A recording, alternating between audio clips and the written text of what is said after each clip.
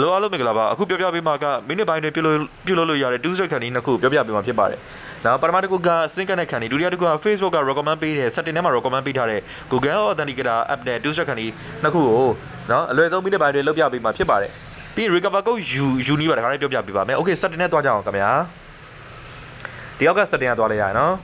။အင်္ဂါလေးပေါ့နော် password security ကိုနှိပ်လိုက်ပါခင်ဗျ။ Okay ရောက်ပြီဆိုလို့ရှိရင်အထဲမှာကျွန်တော်တို့ two step ရှိအောင်နော် use two factor authentication ကိုနှိပ်ပါခင်ဗျာOkay မတို့ recommend ပေးတာနော် Google Authenticator နဲ့လုပ်ပါတဲ့အဲ့ဒါလေးနဲ့ကျွန်တော်အရင်လုပ်ပြမယ်ခင်ဗျဆိုတော့ Play Store နဲ့ Google Authenticator app ကိုအရင် down မယ်ခင်ဗျ Google Authenticator app ဆိုကျွန်တော်ရှာမယ်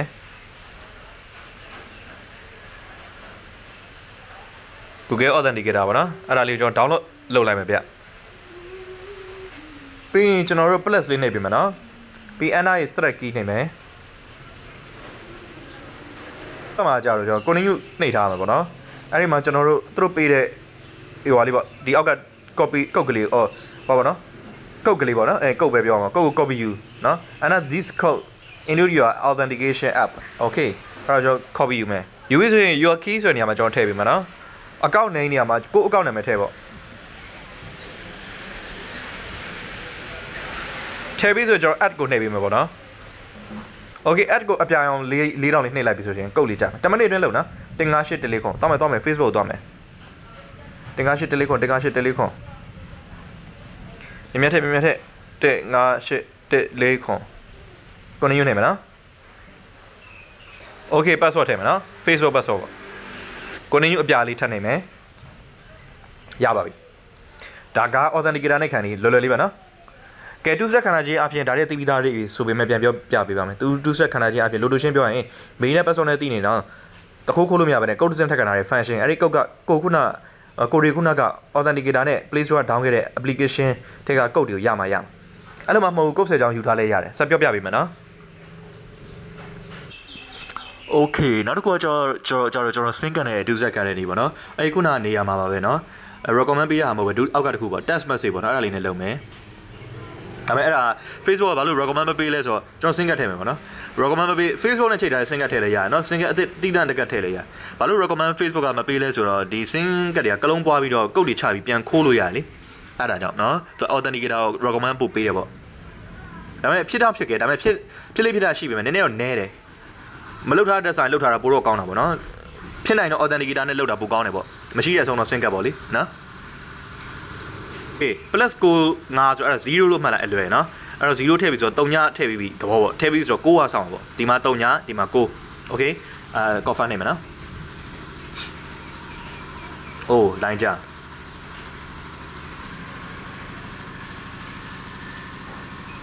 ကဲအဲ့ဒီသက်ဆိုင်ဆင်းခဲ့တဲ့ကုတ်ကြမယ်ပေါ့နော်ကုတ်ကတော့နည်းနည်းကြာတယ်ကြာရင် airplane မှုအပိတ်ဖွင့်လေးလုပ်ပြီနော်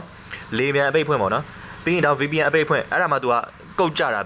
နည်းနည်းမြန်မယ်ပေါ့နော်အဲ့လိုပုံစံမျိုးတော့နော်ဟုတ်ပြီနော်အဲ့လေးထည့်ပေးမယ် continue နေမယ်နော်ဟုတ်ပြီနော်တန်းနေပါခင်ဗျဒါဆို main နဲ့ password နဲ့သိနေတာတခိုးခိုးလို့မရဘူး code design ထက်ကနားရ function ပေါ့လေနော်အဲ့လိုကြားရဆိုကျွန်တော် VPN တွေသုံးရင်သုံးမသုံးလဲတခြားသူတွေသုံးတယ်ဗောနော်သုံးတဲ့အခါဒီမြန်မာနိုင်ငံကတ်တွေတွေကို Facebook ကနေပြီးတော့ကုတ်ချဖို့ကြတော့ဒီပေါ့နော် invalid error ဖြစ်မယ်ထားပါတော့လမ်းမှာ jam နေနေဖြစ်နေတော့ VPN နိုင်ငံကျော်တော့ဘယ်ကိုချလို့ချမသိအရင်သုံးခဲ့ဘူးရင်လည်းအဲ့လိုမျိုး error နည်းနည်းရှိတယ်အဲ့တော့ airplane မှုအပိတ်ဖွင့် VPN အပိတ်ဖွင့် line အပိတ်ဖွင့်လောက်လိုက်ကြလာပါလိမ့်မယ်နော်ကုန်မကြအဲ့လိုလေးလုပ်ကြည့်ကြပါနော် Okay အဲ့ဆို recover code အကြောင်းအမှ Twostep ရဲ့အောက်မှာပဲလေကဲနော်တချို့လူချင်းမင်းတွေကဒီနေရာအစကြည့်လို့ရပါမယ်နော် recover code တည်တန်းကြည့်နေတဲ့သူတွေကနော် Okay recover code အဲ့ဒါတွေကဘာလဲဆိုတော့ဒီ sync တဲ့ကုတ်တွေပါတယ်ခုနပြောသလိုမကြတာတော့ authenticator application ဖြတ်မိလိုက်တာတော့ပါတော့တချို့တွေတခါလေဖြတ်မိတယ်မှားပြီးတော့အဲ့လိုပုံစံမျိုးဖြတ်မိတဲ့ခါကျရင်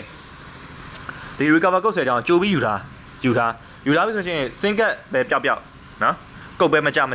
ခုန authenticator ရဲ့ပြက်တခါကြောက်ရှင်အဲ့လိုမျိုး main နဲ့ password နဲ့သိရင်တော့ရိုက်ရင်တော့ဝင်လို့မရပါနဲ့ code design ထက်ကန်ထားတဲ့ function ကကိုယ့်လည်းဒုက္ခရောက်စေတယ်နော်ဟိုမှာကိုယ်တိုင်ပြန်ဝင်တယ်တခါလေးကြာဖုန်းအသစ်မှာပြန်ဝင်တယ် sync တဲ့ကုတ်မကြတော့ဘူးတိုင်ပောက်သွားပြီ sync ပျောက်သွားပြီ authenticator ဖြတ်မိလိုက်ပြီတခိုး main နဲ့ password နဲ့သိရင်တခိုးဝင်မရရုံမကပဲကိုယ်တိုင်လည်းဝင်လို့မရတော့ပွဲသိမ်းသွားအဲ့လိုကြာရင်ကိုကုတ်တွေကြိုယူထားပါလေနော်ကိုယ်တိုင်ဝင်လို့ရအောင် Okay recover code အမှားကျွန်တော်ပေါ့ဒီကကုတ်10ချောင်း get new code copy code ယူလဲရတယ် screenshot ရိုက်လိုက်လဲရတယ်သူက10ချောင်းပဲလားဆိုမဟုတ်ဘူးဒီ can you code နှိပ်ပြီးတော့ infinity ကုတ်တယ်လေအဆုံးမဲ့လဲလို့ရပါတယ်ခင်ဗျာလဲလို့ရပါတယ်ခင်ဗျာကုတ်တယ်အဆုံးမဲ့လဲလို့ရပါတယ်ခင်ဗျာ infinity အနန္တပေါ့လေကန်ယူကုတ်တယ်နှိပ်ပြီးဟိုဖုန်းတစ်လုံးမှာတစ်ခါသုံးပေါ့ကုတ်တဲ့ကြောင်းခုနလေးဝင်ရခန့်နှလုံးမှာတစ်ခါသုံးလူတယောက်ကဖုန်း10လုံးတော့တစ်ခါတည်းမရှိပါဘူးလေနော်ဘာဖြစ် but anyway 10ကြောင်းလုံးသုံးပြီးသွားတဲ့အခါကျရင်ကန်ယူကုတ်ကနေကုတ်တွေအစ်စ်လဲလို့ရပါတယ်လို့နော်ဒီကုတ်တွေအကြောင်းသိထားတင်ပါတယ်နော်အဲ့လိုပုံစံမျိုးကိုကဖုန်းမှာတစ်ခါဝင် laptop မှာတစ်ခါဝင်ကုတ်တွေဟိုပေါ့ကုတ်တွေမကြားတဲ့ခါကျရင်ဒီကုတ်တွေနဲ့သုံးပေါ်လေနော်Twostep ကလည်းခံထားတင်တယ်ဗျာTwostepအကြောင်းလေးနည်းနည်းလေးဟိုအတူချုံပြောလိုက်ပါမယ် bonus ပေါ့နော်ဒါTwostep ခံထားတဲ့ခါကျရင်တောင်းလော့မကြတော့ဘာဘယ်လိုမျိုးနေရာမှာလော့မကြတော့ဆို husband law တွေပါတွေကြတယ်သိတယ်မလားခင်ဗျာဟို someone may have used your account without your knowledge နော်ဒီနေ့မှာ knowledge က permission ပဲပေါ့နော်သူတို့အခေါ်ရပါနော်မင်းအခုပြချက်မရောက်ပဲတယောက်ကအကောင့်ဝင်သုံးနေဆို husband law တွေပါကြောက်ရမလားTwostep လေးလောက်ထားရင်တောင်းမကြောက်ပြောချင်တာသူတို့ security စက်တာမခံဘူးကိုယ့်ကိုယ်ပဲ security လောက်တာပေါ့ဗျာအဲကြောင့်Twostep ကလည်းလောက်ထားတင်ပါတယ်လို့နော်ဒီဖုန်းမှာဝင်ကိုကနောက်ထပ် iPhone တစ်လုံးထောက်ဝယ်လာပြီး iPhone မှာအသစ်ဝင်ခြင်းနဲ့ Android မှာဝင်ပြီးသားချက်ချင်းကွာခနဲ့ဝင်လိုက်လော့ကျသွားလိမ့်မယ် iOS နဲ့ Facebook နဲ့ကလွန်ခဲ့တဲ့နှစ်တွေတုန်းကသူတို့ update news တွေတက်လာတယ်လေအဲတော့ update ပေါ့ကြောက်ကစားဖြစ်တဲ့ပုံစံမျိုးပေါ့နော်တစ်ခုနဲ့ထောက်ပံ့ထားတဲ့ cookies တွေ cookies browser မှာ cookies တွေပေါ့နော်အဲ့လိုမျိုး requirement function လို့ပဲပြောရမယ်ပေါ့အလွယ်မှတ်ရမယ်ဆိုရင်အလုံးမလို့ဆိုတော့အဲ့လိုဟာတွေအလုံးမလို့ဆိုတော့ security စစ်တယ်အဲ့တော့သူတို့ security စစ်တာမခံနဲ့ပေါ့နော် VPN နဲ့လည်းမတူဘူးဗျာလို့ရှင်းနောက်ဆုံးပြောလိုက်ပါမယ်နော် bonus လေးပါ VPN မတူတဲ့အခါကျလို့ရှိရင်နော်ဒီဖုန်းမှာ VPN တစ်လုံးဒီ whole ဖုန်းမှာ Wi-Fi နဲ့ VPN မသုံးမဲ့ဝင်ချပလိုက်တယ် location မတူတော့ lock out ကျသွားအဲ့တော့အဲ့လိုမျိုးတွေ lock မကြအောင် device အသစ်တွေဝင်တဲ့အခါ lock မကြအောင်Twostepလေးနော်တခိုးမခံရအောင်အပြင်Twostepလေးကအဲ့လိုမျိုး lock တွေလည်းမကြအောင်နော်Facebook security စစ်လို့ကြားတဲ့ log တွေမကြောက်ကိုက web security လောက်တော့အနေအဖြစ်တော့၎င်းကောင်းစွာလုပ်ထားတင်ပါတယ်လို့နော်ကဲနောက် video file များမှာတွေ့ဆုံကြမယ်ခင်ဗျာကျွန်တော် channel လေးကို like and subscribe လေးလုပ်ထားပေးကြလို့ရပါတယ်ခင်ဗျာဒီလိုမျိုးနော်သိထားတဲ့ normal user တွေအတွက်ပါနော်သိထားတဲ့